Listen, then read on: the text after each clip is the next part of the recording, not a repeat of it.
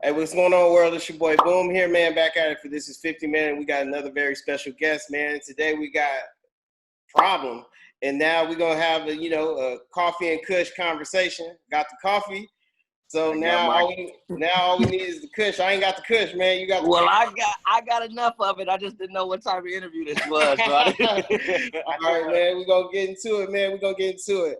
First things first, man. First of all, Coffee and Kush is one of the best albums that I've heard in a long time from a West Coast artist.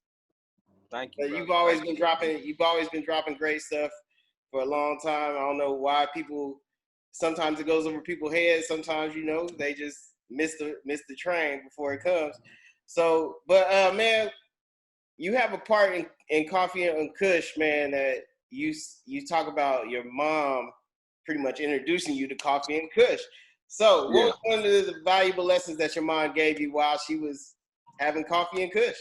My mom used to say, like, the funny thing about all of the coffee and the weed and the thing, I've always been around marijuana. Now, I didn't start smoking until I was an adult, which is crazy to some people.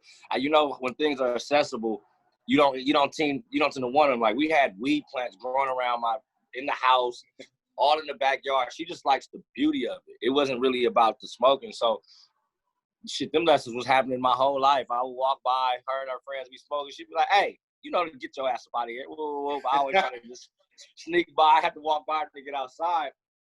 I remember the one thing she told me one time. I had this girlfriend. I was 16, and she was with her homegirls, and they smoking. And she said, "Hey, that little girl you got, hey, she gonna try to get pregnant. So, man, make sure you you buy your own condom." I'm like, ugh. I'm like, I'm not even really doing that right now. She's like, nah, she the type to put holes in your condom. Nigga, the next week, I was going through them condoms, and it was sliced holes all in them. Like, she had put a knife through all of them. It's like, I swear to God. It's like, okay, mama knows. Yep, moms know best. Moms know best, man. Moms know best. And then another thing about the project, man, another thing that was amazing about the project is the song Family Ties. All right, now, how true is this story? Now, you said it was based on a true story at the end, but how true and how wild is this story? Sure, that story is true about 7 to 8 times. I've heard that same story about 7 to 8 times. 7 or 8 different situations where it's ended like that. Sometimes the guy didn't die. Sometimes he just got shot. Other times the shooter got shot. I just pulled from about 8 different events that I know, but this is a very, very, very true story. I actually didn't put as much detail because usually it gets a little deeper than just that one call at the moment. It's a lot of build up on why they coming so fast. But yeah, man, that shit happens a lot. A lot of people just make these split decisions based off of some arguments or some quick thing, and then a life is lost, or everybody's life is altered from that day on. Now, basically, you made it. I mean, the way you told the story in the song, man, it was something that you could put down literally in an episode of a show. Now, have you ever thought about being a screenwriter? I'm dabbling in that field right now. With COVID and everything going on, it slowed a lot of other things I had going on up. But I've definitely dove into that world head first, and I hopefully some big things come out of it. Definitely, man. Like you said, with the whole pandemic going on right now, man, the pandemic came around right when you dropped the album, man, but what have you been doing to keep yourself occupied throughout this whole pandemic? I mean, my operation and my day-to-day really didn't change much because I'm more of a state of myself, a state of my own bubble type of guy.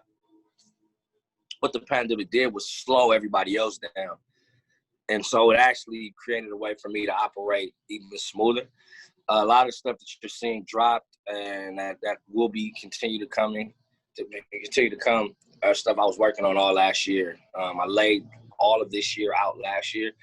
I didn't know a pandemic was coming. It was just more so I just wanted to work more efficient, and it ended up working in my favor because I looked up, I had a whole lot of content and a whole lot of different things I can just run more methodical than usual for me. So in a weird way, it actually sped up the progress of everything with Coffee and Kush and everything going on with Green Hour Coffee and everything just going on, period. For sure, man.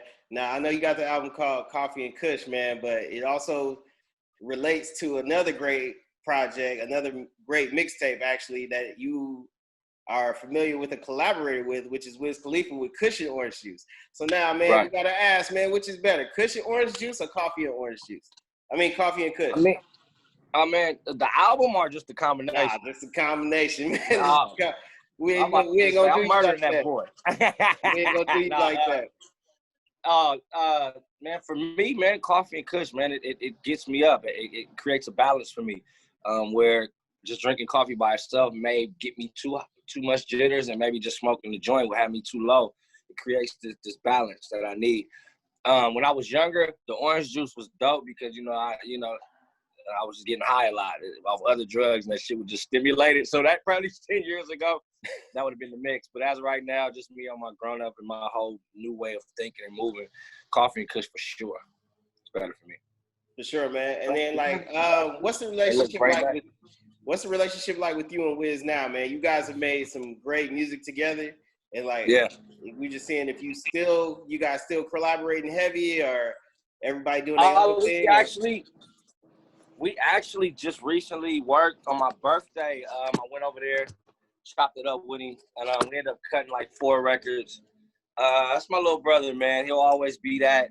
We'll always have some synergy together.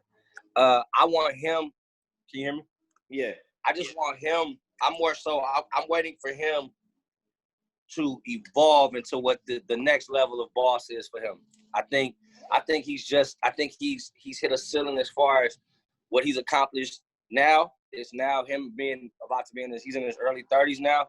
There's this next level that he's getting ready to hit, and I can feel it, and I just can't wait to see him actually do it. Definitely. And then another thing another great collaboration you just recently had, is you and Freddie Gibbs, man. Like, right. Song, please don't be mad at me, man. Yeah. Remix. Now, what made you decide to collaborate with Freddie Gibbs on the track and Snoop at that? And why didn't it make the album? Okay. What happened was this. The Coffee and Kush series, the thing that you guys will be seeing shortly, but just the album, everything. I knew I was rebuilding, and I wanted to do it by brick. So I wanted to establish what Coffee and Kush is, the sound, the whole culture of it. So I was recording everything right here where I'm sitting on this balcony. So it wasn't even like I was talking to other people. I had already had the project done. So when that record outperformed all the other records, Rostrum hit me like, hey, man, is there any way you can put together a remix? We got a budget for you to go do it if you want to do this. And so for me, it was like, well, it was all these other ideas of people to come. But I'm a firm believer, man, just fuck with your folks, man. Like, Freddie is like a friend of mine. So I'm like, hey, man, you want to hop on this? We were supposed to do something else because I see him every week, damn near. So it was damn near like I didn't think to put him on it because he's a friend. But we ended up talking about something else. I'm like, man, you want to hop on this? He's like, hell yeah, nigga. I'm like, hey, man, shit, let's exchange some bread too, because this is what we're here to do. He knocked it out. So when I got his verse back, I had been talking to Snoop about something else. As I sent it over to him, I'm like, hey, man, what you think it is? This shit hard. I'm like, man, he like, man, I want to hop on that. He sent it back in 24 hours. So within 2 days, I went having both of them on there to having nobody on the shit. So then the record came out and it performed crazy. Then I ended up talking to Snoop on a Sunday. He's like, let's shoot the video. Had 2 days to put the video together. It just started coming together, man, organically again. But this is what happened when you deal with your friends. Like, these are people that I work with, but are friends outside of this. So it just made it real smooth, and I thought it'd just be awkward. I think would nobody expect them to get on that record, and that's what was dope for me. Man, the video was hilarious. Like, it was just the comedic performance between all of you, man. It was just natural and just something that we haven't seen in a long time. But one thing I guess I would ask is the one thing that you guys probably talked about, even with Freddie doing his thing right now, man, could we see a collaboration album between Problem and Freddie Gibbs? Oh man, you know what? The funny thing is we've been teeter-tottering around with some other things we're gonna be collaborating on. But hell yeah, bro. you really go look back, man, Freddie was on Mollywood 1. That came out in 2012, man. We got video game records together. We're never not going to work. I think it's about just sitting down. I know he's finishing up his project with Warner right now. I'm supposed to go there and top on that. But, man, anything is possible. Anything. I more so would want to do a movie with Freddie. And because to me, I don't think people never saw him like that. That's the guy we know, that damn fool. He's crazy. He's hilarious as a person. We know him as Gangsta Gibbs that'll fuck you up. But the other side of him, he's hilarious. Hilarious. So it was dope to be able to bring that out of him.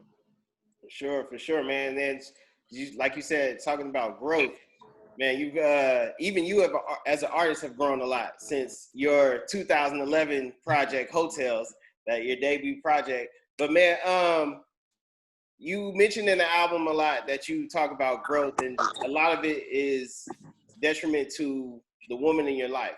So you didn't really talk about therapy that much, man, but how important is it to have a strong woman behind you, man? A lot of people don't talk about that much, man. You know. Are you saying having a strong? You talking about my strong woman? Yeah. Right here. The importance of having a strong woman is so undervalued, and I want to bring back value to it. I know for sure it changed me. I owe 90% of my change to her. You know, I was probably at the 10th percentile when we got started, but she made me want to change even more and just want to be better for her. And then it created that. I want to be better for her, and I want to be better for my family, and then it just trickled down. I want to be better to my business partners. I want to be better in music, and it's man, the change has been triumphant for me. I never even thought I could be this way. You know what I mean? I'm like so different than what I've been portrayed as an artist. You know what I'm saying? I feel like I'm back to like understanding why I'm here on earth, what I was really here to do, and what my message really should be, as opposed to what it was. You know what I mean? And I think that just comes with anybody. If you're the same person you was 10 years ago, man, you might as well jump off a bridge. For sure, man. Now, like a lot of us, man, did your girl make you take a personality exam? Hold on, man. Hold on real quick. Why does it seem like every time I'm getting ready to do an interview, these niggas want to have they want to mow the lawn outside or something? Jesus Christ. So let me walk somewhere. Let me go walk somewhere else, brother. I don't want to disrespect the this is 50, baby. This got to be serious. Yeah. This is 50.com is serious editorial. Man. We got to go. I'm going to go outside over here. Hold on, I'm going to find a spot. Niggas don't be doing no work all week in this gated community. You know how they be. As soon as I got something to do, let's make sure it's clean and nature's together. All right. My friend. All right, we should be straight up.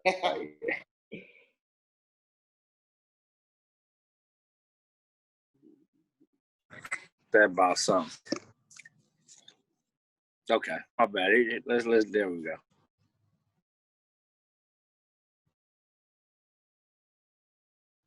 Can you hear me? Yeah, I can hear you. Now I was gonna say, man, like most of us, man, has your girl made you take a personality? Has your girl take a personality test, man? Has she made you do the INEFJ, the E to make sure you're introvert, extrovert? Has she made you do these tests, man? What the hell is that? No way. They got tests, man. It's like you can figure out if you're an introvert or extrovert, man. They got these long tests that women be making men take, man. I'm just, you know. Listen, brother, I ain't taking it. Listen, they better listen. What these women better stop doing is letting people tell them how to do their relationship. There's no rule book. There's no set pace. It's like everybody's thing is gonna be everybody's thing. Like there's no 1 + 2 = 3 when it comes to this love and life. You know what I mean? You get with your village and you create what that is, man. Y'all better leave them fucking books alone, man. Like, for real. Fucking them tablets alone, man. Them was sitting there. Them things are wrote and published by single people. No doubt, man. And then, man, let's jump into Coffee and Kush Volume 2, which you got coming pretty soon, man. You got a new single coming out on Friday with called Nothing with Jack Hollowell Jake Hollowell Jack Hollowell, my bad, and J Rock, man. But what made you, like, you've been real particular about your features throughout your whole career, man. But I mean, a lot of people don't know you've done big features with Childish Gambino when he was early on in his career. You've done it with pretty much anybody you can name, you've done features with. But what made you decide to link up with Hollowell? Jack Harlow, man. Shout out to Generation Now. My brothers Lake, Don Cannon, and Drama. I was out there with them, and we were working on some stuff. We were supposed to do some business with S2, and he was one of their new artists, and we just clicked. Like, I loved his energy. We got in the studio. He was working super fast. He understood what he wanted to do, and we just developed a relationship. So through that, he began to transcend and do his thing, and we stayed in touch, and different things happened. He calls me. He's like, "Hey, man, remember that joint we did? Boom, boom, boom, boom." He's like, "Man, let's do that. Come on, let's put that out." I'm like, "Oh, for sure." It was one of them joints that we did probably like a year and a half ago. So I get it. And I'm like, okay. I had been talking to J Rock recently. It just, there's a lot going on in the city. Yeah. Actually, I was thinking about putting him on the Don't Be Mad at Me remix, because I was looking for something that didn't make sense to people. I wanted to take people out their element. So I'm like, wait a minute, I just got this record. I'm like, hey, man, I got this joint with Jack Harlow, man. I think you'd be crazy on it. I don't think people would know you would pop up. He heard it, loved it, did his thing. And then the rest was, I just went just to production mode. Like, I redid all of the music. We redid the production. Shout out to Tufo, who did the original version. Just went to producer mode, went and grabbed mic and keys to assist with certain things, because we have a thing that we just do together that's great. And the rest is history, man. It's dropping tonight. I'm pretty excited about it, honestly. As well as the rest of the world, man. But, what are some things that didn't make Coffee and Kush Volume 1 that will make Coffee and Kush Volume 2? Well, the crazy thing about all of this is I recorded Coffee and Kush 1, 2, and 3 all at the same time. So there's no leftovers. This is all home cooking, man. You're gonna get the real each time. I can't wait for you guys to hear Coffee and Kush 2. I'm so excited about it. I don't get better than Coffee and Kush 1. I feel like it's the continuation. So you should be able to play 1, and then 2 can come on, and you wouldn't even know that it don't skip a beat. You can just tell that you're now doing this part of the movie. So if Coffee and Kush 1 is the morning time, this is the afternoon. Facts. And then for those that don't know, man, if you want to get a quick play of Coffee and Kush Volume 1, all they got to do is check out the Compton Story, which is on Tidal, that you premiered. And man, yes, that was a funny little short film as well, man. Like, how'd you draw up the concept for that? Well, actually, again, last year when we were putting together this plan just like the rollout of just knowing when you rebrand and you just want to go in it with a different kind of like mindset. So it was like, how can we start it and let people hear the music before it comes out, but not do like corny teases on like we're posting the video, we making them like just things we've seen for the last 3-4 years. It's like, well, let's write a story around the songs, and then we can shoot it, and then it'll just look bigger. Like, if my first piece of material is a film in 2020, man, I think that's a great way to kick it off. And I think it just reintroduces me, and it shows me, it'll actually show you how different I am. Like, now you can see, like, even just from the small things where I didn't even have a hat on. That's why we made a joke about it. Like, I've always wore a hat. It's just things like that that'll just trigger, like, oh, it's something different happening. You thinking that this is going to be some big gangbang, shoot 'em up movie, but it's really a wholesome tale about a man that's trying to get back home to his lady because he wanted to get her a gift. And if you know me, if anybody knows me with some things that I put in there for them, like everybody knew how terrified I was of dogs. Like I was terrified. I had a huge dog phobia. So a lot of my family was calling me like, nigga, you walking around holding a dog? Like what is this? So I just wanted to show change off rip, and then God let you kind of understand to come on. This is the music. You basically saw me working on Coffee and Kush, because at the end I walk over to Terrence's house. And he's like, you ready to work on this album?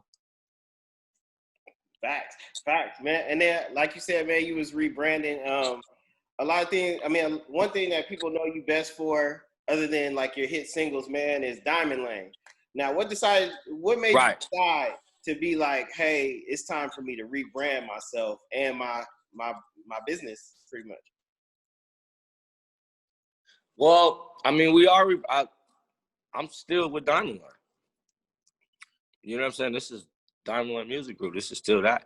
We just partnered with Rostrum and decided to do it bigger. You know what I mean? The thing about really being a true independent is just the reality of this is we finance the whole situation. Like, we finance it. This is not like, you know, a lot of people yell independent and they're using somebody else's bank. That's not how Diamond Lane works. You know what I mean? So you can't never abandon that, ever. We just wanted to, as a company, rebrand what Problem looked like, because Problem should not look the same 10 years later. So when Problem looks this way, because I am Diamond Lane now looks this way. And then with Airplane James doing what he's doing, he's showing another side. And it's just trying to make sure that we're not just going to be this company that just was here and then, you know, they're doing these chronicles about us and shit like that. Nah, we still in the fight. And having a great partnership with Rostrum, Benji and Jonathan, they've been amazing. They've been amazing. They've been a great partner. They believed in the vision. I've been friends with Benji since Wiz. I was there early in their career, so he was always been a kind guy. But to do business with him, I just always wanted that opportunity, because I loved what he did with him and Matt. So it was a perfect marriage, but man, it's Diamond Lane till it's done.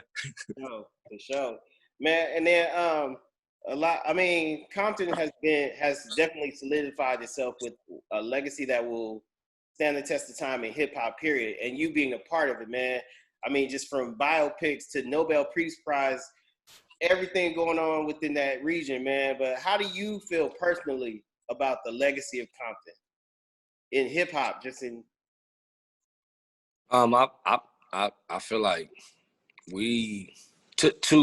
I would rather be top 5 in Compton than to be top 5 in hip hop.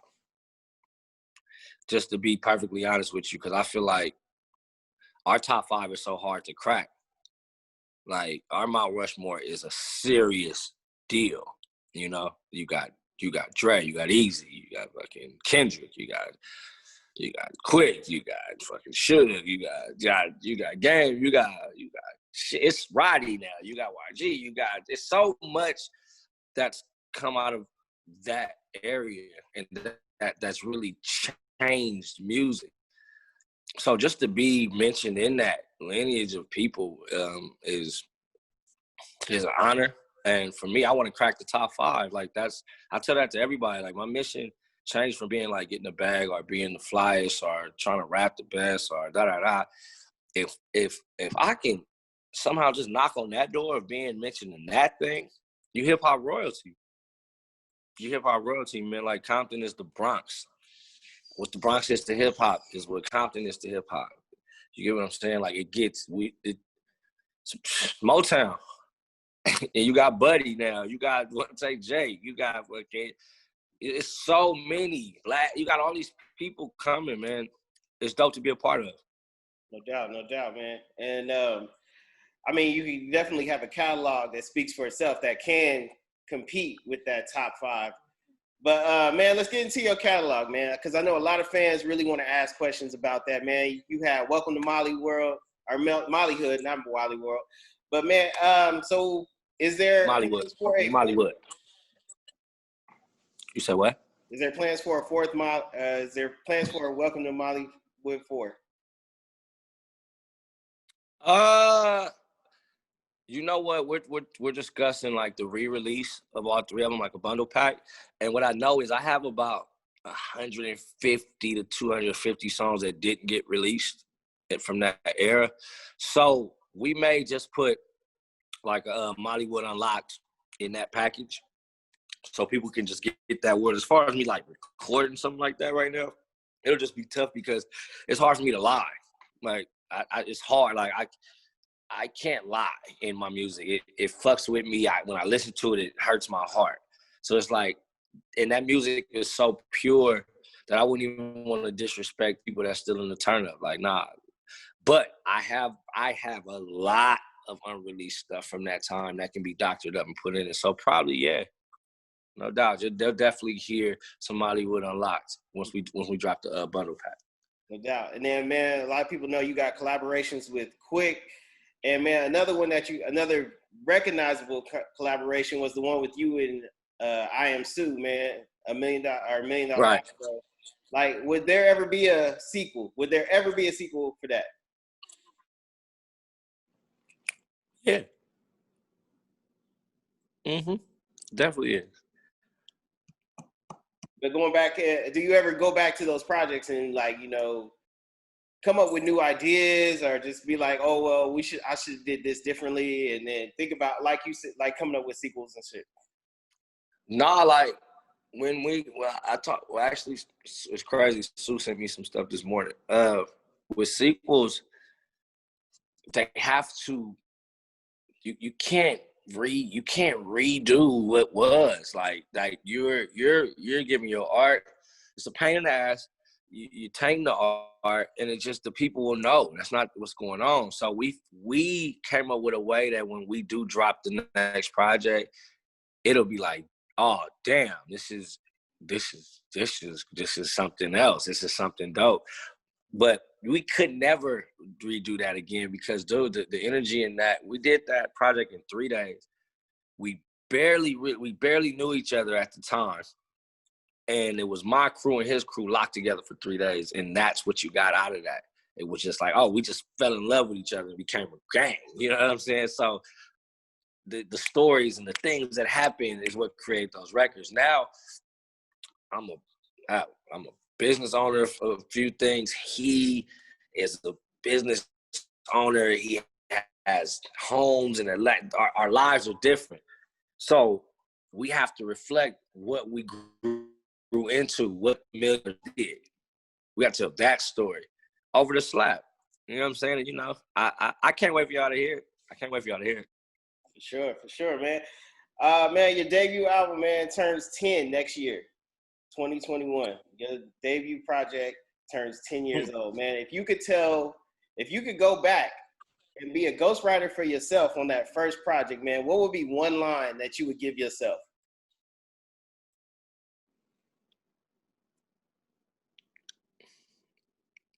That at that time? I don't know, man. Just going back from your whole catalog now, man, if you could drop one line to yourself, what would it be? Oh. Wear condoms. No, I meant a rap line. No, I'd have wrote this line in there.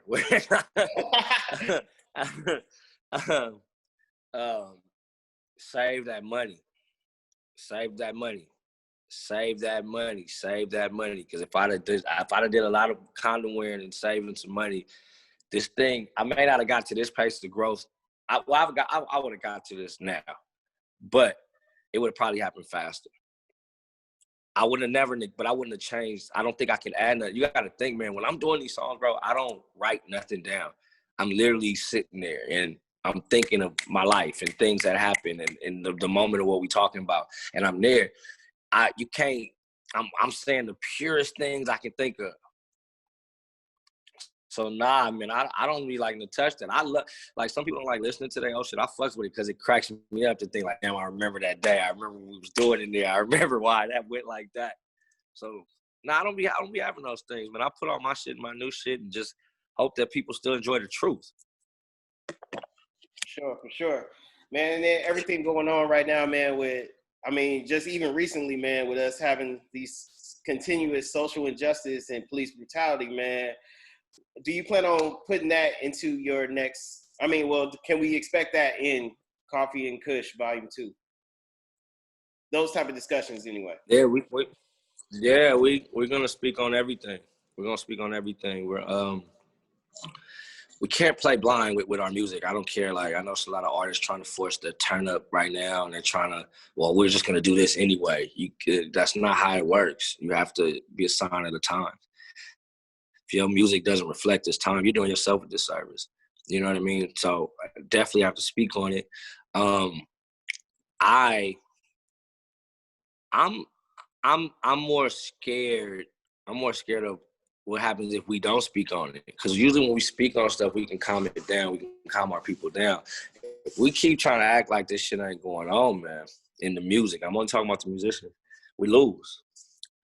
We don't, you got to think, what if Marvin Gaye said, you know what, we're not doing what's going on because that's going to make people sad.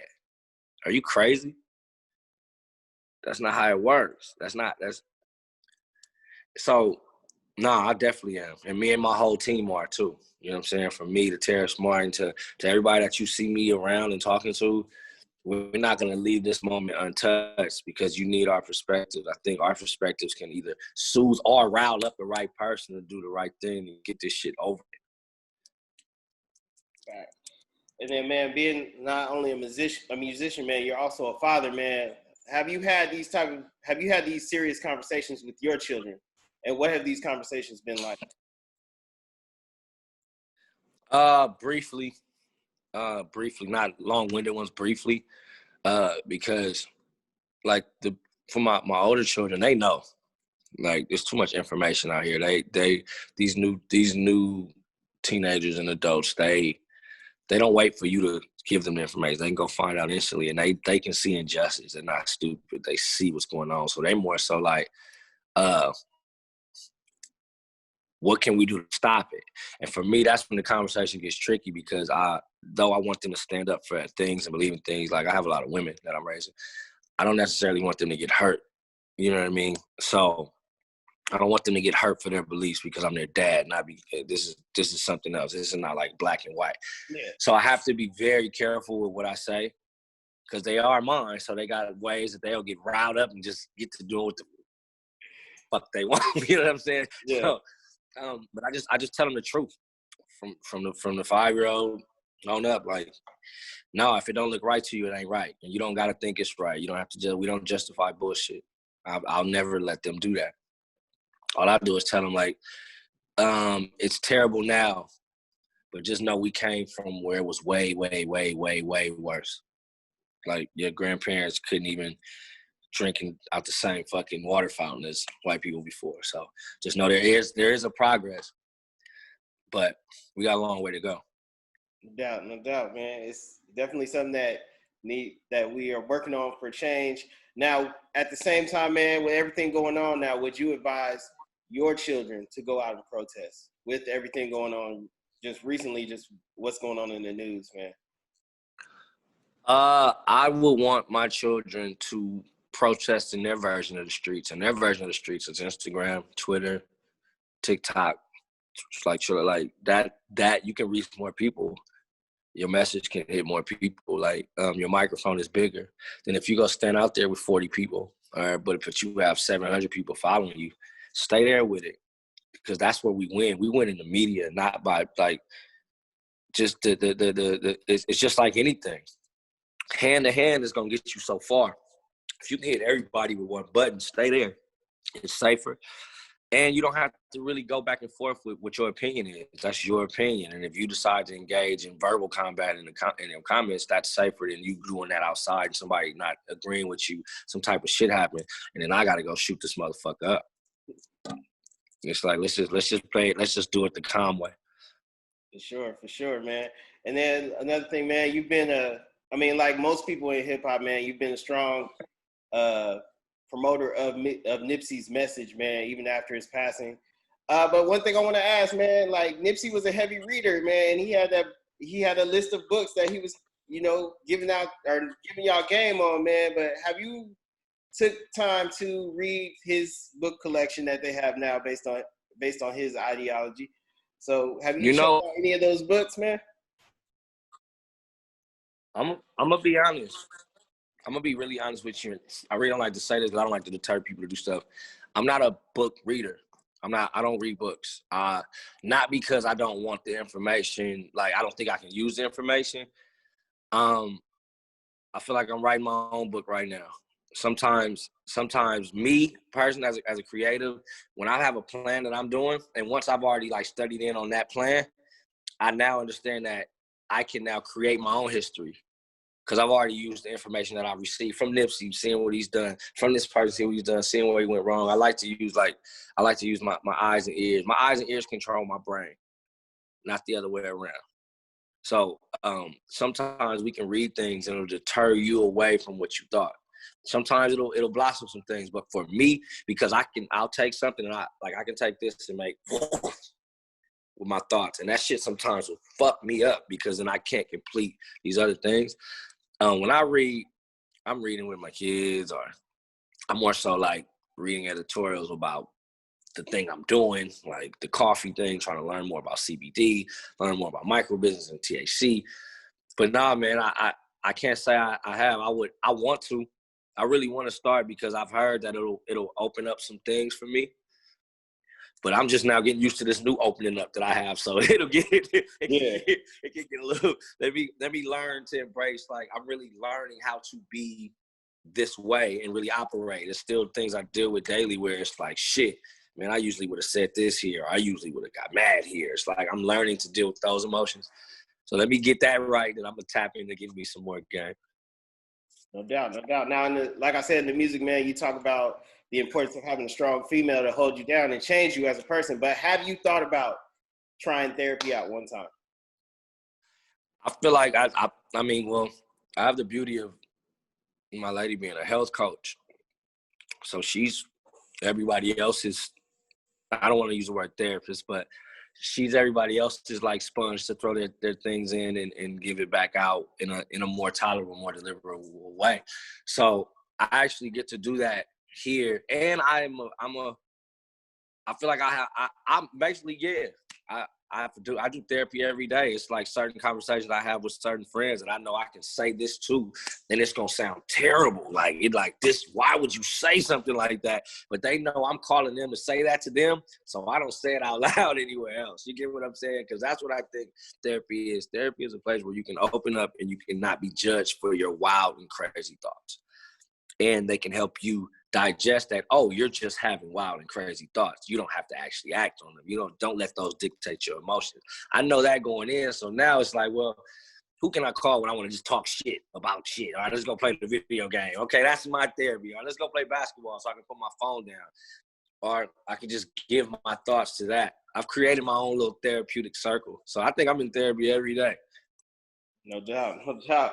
And then, man, being that this is 50, man, we got to ask you, man, your favorite 50 Cent moment and your most valuable 50 Cent lesson as far as business goes. I don't know the name of this song because it's on one of his mixtapes.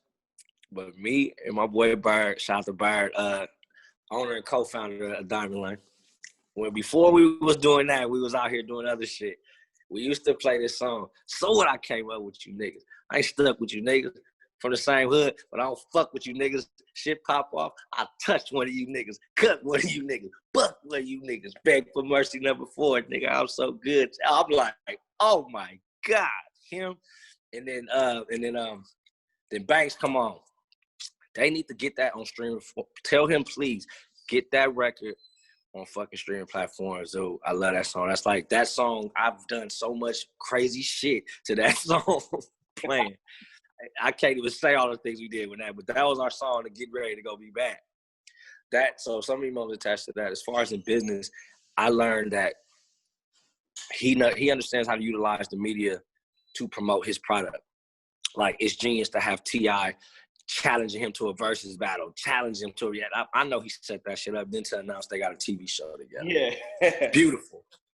I'm talking about, he's a genius. He's a genius. And you gotta have his money by Monday. And you gotta have his money by Monday. Come on, 50. I fucks with it. I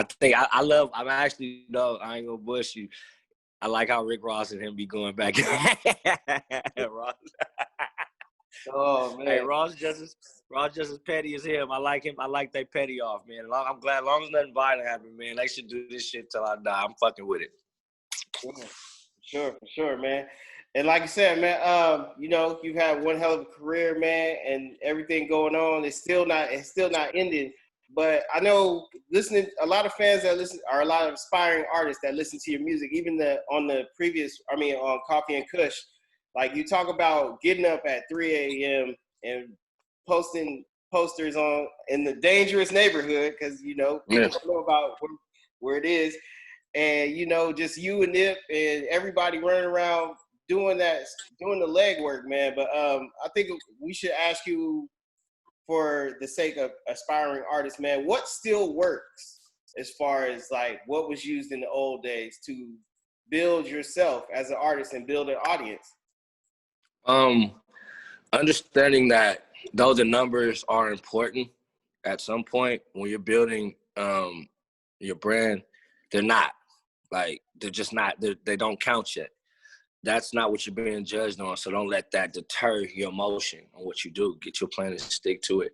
I used to tell Plain all of this when he was getting started, getting his stuff together. I'm like, man, you should really be excited that you're not popping. Like, dive into the fact that you ain't hot yet.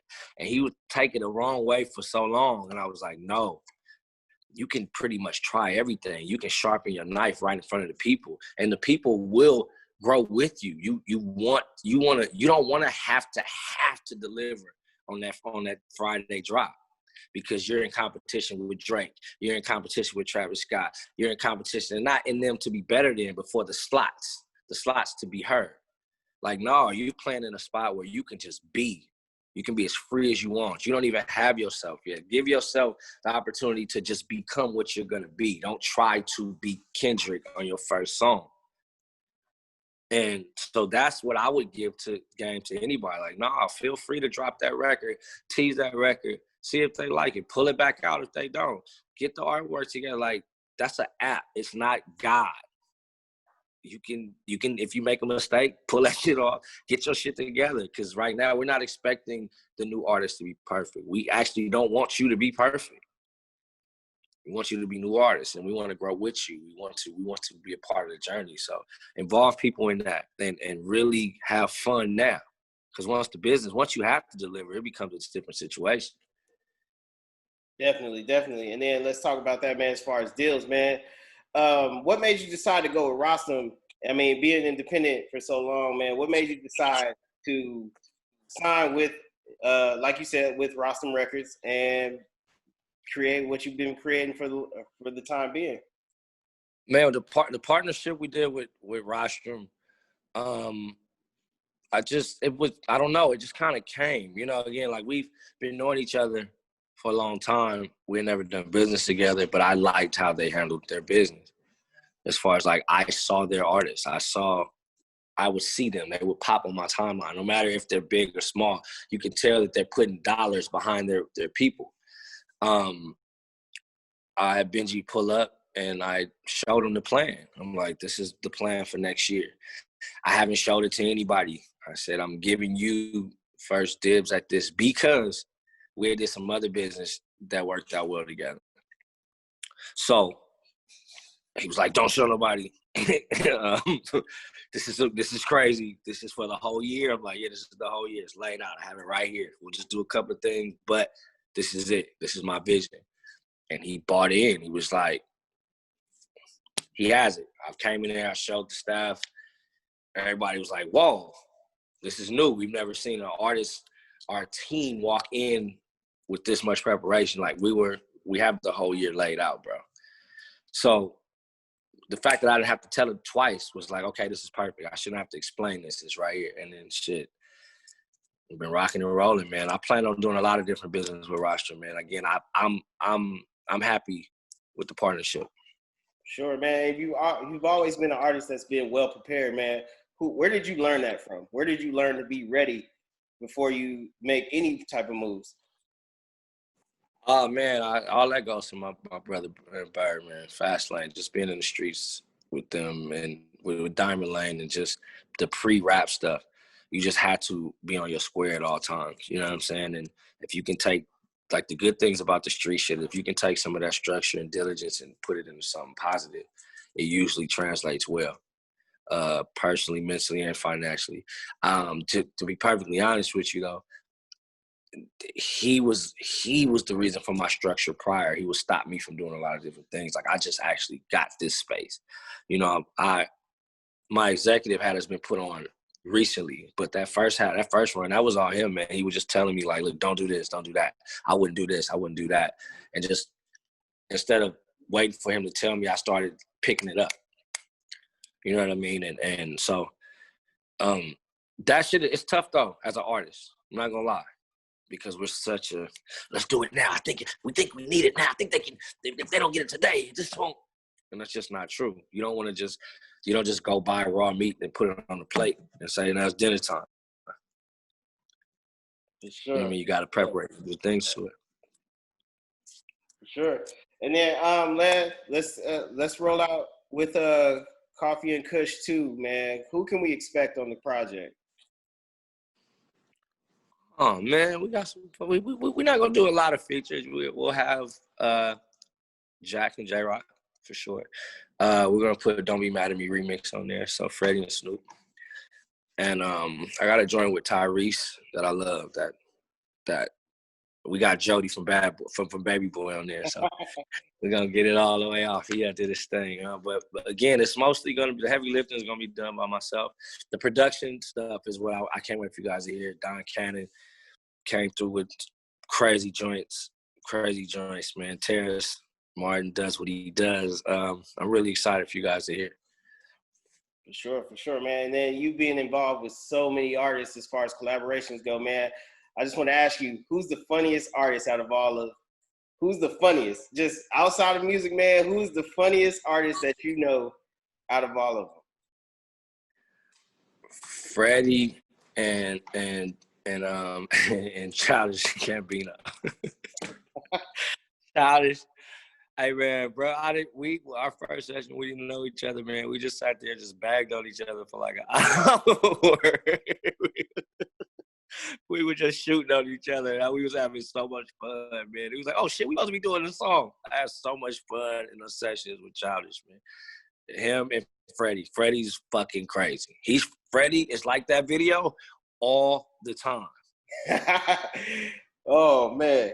All the time. He don't cut that shit off. That shit is, it's amazing to me that how many times I'm like, man, you need to put that shit in the video, man.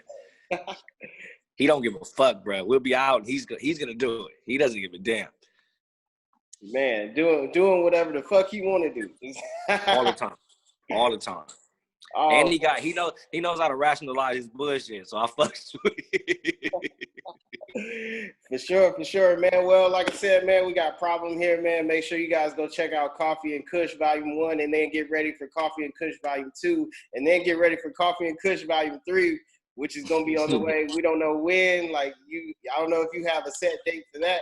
But Coffee and Kush Volume 2 comes out September 18th, right? Yeah.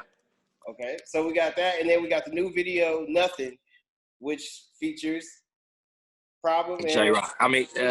Jack Harlow and J Rock. J Rock's not in the video because again he did his verse afterwards. Like he's a late addition, so he's not in the video. But you'll see how we did it. It's gonna be dope. No doubt, man. And then next, you got obviously, like you said, you got a coffee shop, man. So where can we go get this Problem coffee? Oh man, go to greenhour.coffee. Right now we're sold out, which is a good thing and a bad thing. But greenhour.coffee. You can go over to Haroon Coffee Shop. We have some bags still over there in Leimert Park. Shout out to Chase Infinite. Appreciate him for being a very, very, very vital piece in this coffee situation. And stay tuned. We got some huge announcements with Green Hour Coffee and Green Hour Flour. No doubt, man. Like I said, man, Coffee and Kush Volume 2 comes out September 18th. Make sure you go stream that. Make sure you go check out all his previous work. Come on, run it up. Everything. Make sure if you want to turn up, make sure you go check out Welcome to Mollywood. Mollywood, that's right. Listen, man, tell them, hey, listen, I want like what to go platinum, man. So run it up. I need them to run it up just for the culture. For sure, man. Like I said, man, this is 50, man. We got a problem here. like I said, go check out everything he's done. And thank you once again, man, for coming through and taking the time out, man. And you know, hey, Thank you, brother. Tell that strong woman we said, you know, thank you. Tell her she definitely. I'll definitely let her know, man. She probably flying around here, right? Babe, they said thank you for being nice to me, babe. Oh, it's my pleasure. It's funny. I mean, all right, big dog. She gonna use this in y'all next argument. She gonna be like, "What happened there all them times? You know, they were saying you." Don't give her listen. She don't need no extra nothing to do nothing. She can't wait to throw something in my face. You know what I'm saying? Because I'll be on her ass. All right, man. You know we got it, man. This is 50, man. We out of here. Peace.